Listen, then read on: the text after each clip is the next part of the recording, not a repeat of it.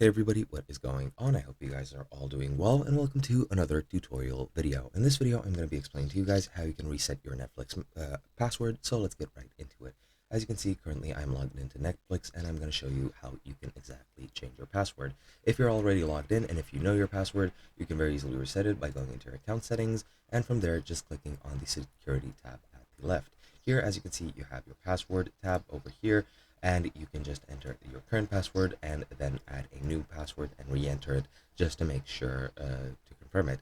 Then you can sign out of all devices and save it, and you'll need to relog into all your devices that you've used for Netflix once you try to access them again.